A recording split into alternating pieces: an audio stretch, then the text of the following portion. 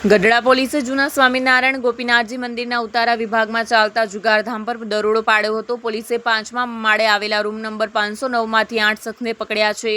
પોલીસે બાતમીના આધારે પાડેલા દરોડા દરમિયાન ₹1,10,850ની રોકડ રકમ અને 8 મોબાઈલ ફોન મળી કુલ ₹1.70 લાખનો મુદ્દામાલ જપ્ત કર્યો છે. પોલીસ તપાસમાં ખુલાસો થયો છે કે રૂમ નંબર 509માં રહેતા હરિકૃષ્ણ ગભરુભાઈ વાઘ ઉર્ફે પાર્ષદ હરિકૃષ્ણ ગુરુ છત્રભુજદાસજી જુગાર રમાડતા હતા. પોલીસે હરિકૃષ્ણ પાર્ષદ ઉપરાંત જિગ્નેશ કાવઠિયા, રાજેશ સાવલિયા, લાલજી વાઘેલા, પરેશભાઈ જોગાણી, કેવલ કાવઠિયા, પંકજ કાવઠિયા અને પૂર્વેશ જોગાણીની અટકાયત કરી છે. પોલીસે તમામ આરોપીઓ વિરુદ્ધ જુગાર ધારા હેઠળ ગુનો નોંધી વધુ તપાસ હાથ ધરી છે.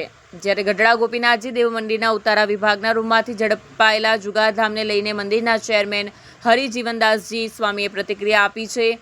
તો ગઢડા ગોપીનાથજી દેવ મંદિરમાં ઉતારા વિભાગમાં જુગાર રમતા પાર્ષદ સહિત 8 વ્યક્તિઓને લઈ આચાર્ય પક્ષના શાસ્ત્રી ઘનશ્યામદાસજીએ નિવેદન આપ્યું છે.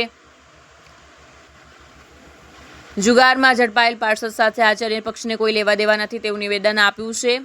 શાસ્ત્રી ઘનશ્યામ સ્વામીએ ચેરમેન હરિજીવન સ્વામીને ખુલ્લો પડકાર કર્યો છે. મંદિરના પટાંગણમાં સત્સંગ સમાજ તેમજ મીડિયાની હાજરીમાં જાહેર ચર્ચામાં એસપી સ્વામી તેમજ ઘનશ્યામ સ્વામી ચર્ચા કરવા માટે તૈયાર છીએ. મંદિરના ચેરમેન હરિજીવન સ્વામીને આ મુદ્દે 3 દિવસમાં જાહેરમાં ચર્ચા કરવામાં અલ્ટિમેટમ આપ્યું હતું. વિપુલ લુહાર, ન્યૂઝ 14 બોટાદ. શાસ્ત્રી હરિજીવનદાસ ગુરુ ભાનુપ્રકાશદાસજી, ચેરમેન ગઢડા ગોપીનાથજી દેવ મંદિર ટ્રસ્ટ. તમે પાર્ષદ સહિત 8 લોકો જુગાર રમતા ઝડપાયા છે. આપને ક્યારે માહિતી મળી અને ખરેખર કેટલું યોગ્ય? બહુ જ ખરાબ વાત છે. મંદિરમાં હજારો લાખો લોકોનું શ્રદ્ધાસ્થાન છે, આસ્થાસ્થાન છે. ત્યાં આવો પાપાચાર થાય જરાય ચલાવી બી ના લેવાય. અને મને પોલીસ રેડ પાડી અને લઈ ગયા અને પછી મીડિયામાં એવું ત્યારે ખબર પડી કે આવું એ મંદિરના ઉતારામાં નથી, એનું પોતાનું આવાસ છે. જે એમની સાથે એમના ગુરુ હતા એ ઓફ થઈ ગયા અને મોટી ઉંમરના હતા ને એની સાથે રહેતા હતા. મૂળ એ આહિર જ્ઞાતિના છે અને એનું નામ હરિકૃષ્ણ વાઘ, ગભરુભાઈ વાઘ એવું કંઈક નામ છે એનું. પણ એ અમારા મંદિરના સંસ્કાર નથી, મંદિરના પાર્ષદ નથી અને એ જૂના આચાર્ય ગ્રુપના માણસ છે. એસપી સ્વામીના એ ઠેકેદાર છે. આઈ થિંક મને માહિતી છે ત્યાં સુધી એમને ત્યાં જ રોજે જમે છે, એ જમતા હતા. પણ ટૂંકમાં અમારે એની સાથે કોઈ લેવા દેવા નથી. મંદિર એને વખોડે છે. કાયદાકીય રીતે એની જે સજા બંધારણીય જે હોય એને થવી જોઈએ અને આ ચલાવી ન લેવાય. સંસ્થા પણ એની સામે સંસ્થાકીય પગલાં લેશે. અતિ ખરાબ વસ્તુ છે. ગોપીનાથજી દેવ મંદિરની ધજાને શરમ આવે એવી અતિશય ભયંકર ઘટના કહેવાય. એટલે એને અમે ખૂબ વખોડીએ છીએ.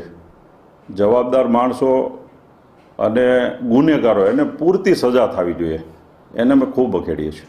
સ્વામી, હાલ અત્યારે દેવપક્ષનું બોર્ડ છે અને ચેરમેન હરિજીવન સ્વામીનું એવું કહેવું છે કે જે વ્યક્તિ ઝડપાનો છે પાર્ષદ તે આચાર્ય પક્ષનો છે. ખરેખર શું છે? હવે હરિજીવન સ્વામીને છટકવા માટે એ ગમે ત્યારે આચાર્ય પક્ષને આગળ કરી દેતા હોય છે. તમે બધા એના આખો સત્સંગ એનાથી વાકેફ છે. આ વ્યક્તિને આદત જ એવી છે કે પોતાની સાથે જેટલા બી હોય એ ગમે એવા કુકર્મો કરે, વ્યભિચાર કરે, ચોરીઓ કરે, પાપાચાર કરે, એને બચાવી લેવાના. અને આ વ્યક્તિને આચાર્ય પક્ષ સાથે કોઈ લેવા દેવા નથી. અને જો એની એવી વાત હોય તો હરિજીવન શાસ્ત્રીને મારી ચેલેન્જ છે કે ગોપીનાથજી દેવ મંદિરના ગ્રાઉન્ડમાં મીડિયા, સત્સંગ સમાજ, સાધુ સમાજની સાથે આ એક જ છોકરો નહીં, અત્યાર સુધીની સંપ્રદાયમાં અમારા ઉપર જેટલા બી આક્ષેપો કર્યા છે તમામ આક્ષેપો માટે આપણે જાહેરમાં ડિબેટ કરવા માટે તૈયાર છીએ. એસપી સ્વામી પણ તૈયાર છે અને હું પણ તૈયાર છું. જો આ હકીકત સાચી હોય તો આવતીકાલથી 3 દિવસનો ટાઈમ આપું છું. 3 દિવસની અંદર ગઢડા મંદિરના ગ્રાઉન્ડમાં આની ડિબેટ થઈ જાય અને અમે ખુલ્લા આવી અને ચર્ચા કરવા માટે તૈયાર છીએ. અને હું કહું છું, જો એના પેટમાં પાપ હશે તો આ ડિબેટમાં નહીં આવે. તો સત્સંગ સમાજને મીડિયા એમણે ફરીવાર એનું સ્ટેટમેન્ટ લેતા પહેલાં ગળણી ગાળે સ્ટેટમેન્ટ લેવું એવી મારી મીડિયાને પણ વિનંતી છે.